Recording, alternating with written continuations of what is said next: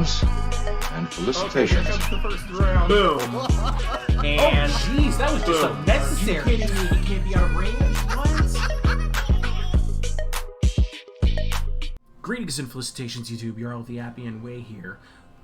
Take 3. I've tried recording this 3 times now. This is the 3rd. Here we go. You were looking at light infantry from Dardania. A whole lot of them. This is 10 units of Dardanian sworn fighters coming at me. Being escorted by 3 Dardanian mobs, one of them with 5 XP chevrons. There's also a heavy Anatolian skirmisher here. There's another one back there. There's an Anatolian sword here. Savage Centaur warriors, a pair of those. And a normal light skirmisher escorting a archer skirmisher hero. This is my quick battle reply to getting Dardanian chargers thrown at me every damn battle. I brought 3 Amazon champions. I feel so dirty for saying that. 3 Amazon champions, 6 black spears, 2 huntresses, and 2 Andromachoi, but this just doesn't matter in this replay. You'll see why. My hero is, of course, Hippolyta on horseback. Let me set the stage here for you. I had just finished playing against a guy named Tom in Quick Battles, who played as Dardania and brought what we are now calling the core build, or some variation of it, where he just brings nothing but Dardanian chargers, specifically medium infantry Dardanian chargers, as 9,000 points worth of his army.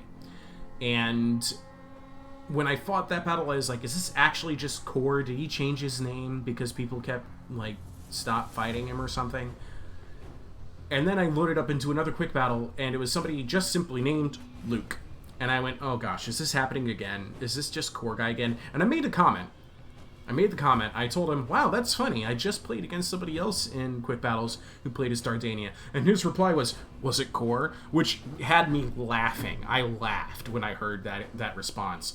So at this point, I'm like, this is either core messing with me, or it's just more evidence of how much his method of playing has shifted the way everybody wants to play in Quick Battles. Because regardless of it being core or not, I still built my army to counter this exact thing. And let's get into the battle in earnesty here. Now, this is not going to be a very competitive replay on my part. This is more meant to be educational. If you're queuing up against Dardania in Quick Battles, I want you to assume that they're bringing nothing but medium chargers, light chargers, and you need to bring your heavy chariots. And also, Amazon champions, as far as heavy chariots go, these guys are broke-tacular. Watch as I turn this 3,600 points of champions and turn it into a Wind of Death spell.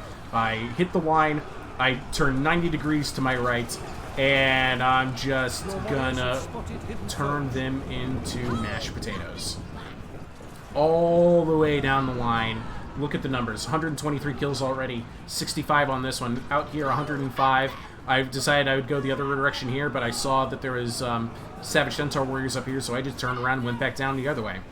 If you're playing against somebody who loves bringing lots of infantry, or if you anticipate that your opponent's going to bring nothing but chargers, like a quick battle player who queues as Dardania, take your max assortment of heavy chariots and punish them for that choice.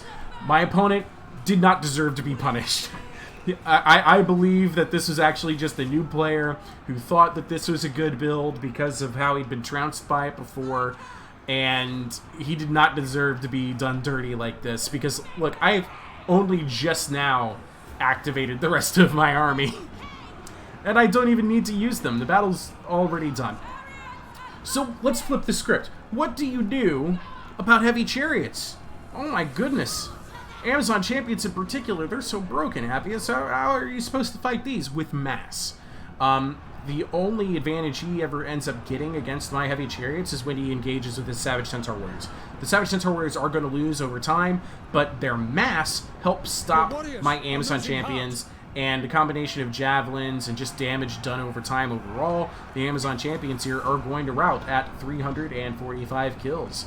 The Centaur warriors aren't doing much better, but hey, the mass made a huge difference. The best thing you can bring is heavy infantry, especially heavy infantry with javelins. If you're playing as Dardania, you have a cheap heavy infantry option at 820 funds called the Heavy Anatolian Swords. They don't have javelins, but the elite Dardanian infantry all have javelins.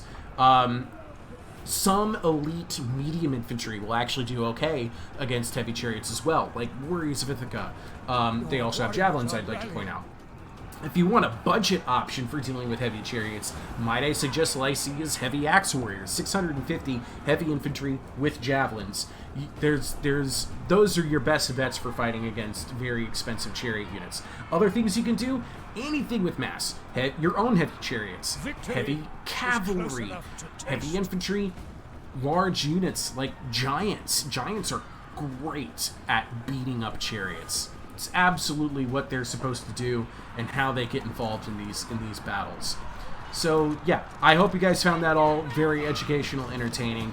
I'm going to show you guys some of the end battle statistics here, and yeah, hats off to my opponent Luke. He was a very fun opponent, and I got to play against him in the next battle as well. And that battle was a lot more competitive because I didn't feel like I had to counter pick this Dardanian style of play. And let's take a look at some of the statistics here. I took 124 casualties as best performing unit. This is Dardanian Sworn Fighter. 437 damage causes gold value. Doesn't cut it though. And really the entire show starts and ends with my chariots. Each one nearly 400 kills. 50,000 damage on this one. 2,748 damage cost as gold value. So I hope you guys find that entertaining and educational. Keep in mind that, you know, not everybody has... I never expect that everybody's watched all 200 plus of my Troy videos. So I'm going to go back and reteach some of the same lessons that I've taught way back in the day. Some of the things that I've learned. Because people are always benefiting from hearing it and benefit from hearing it over again as well. So that's it for today's episode. Ta-ta, I love you all, and I hope to see you guys in the next video.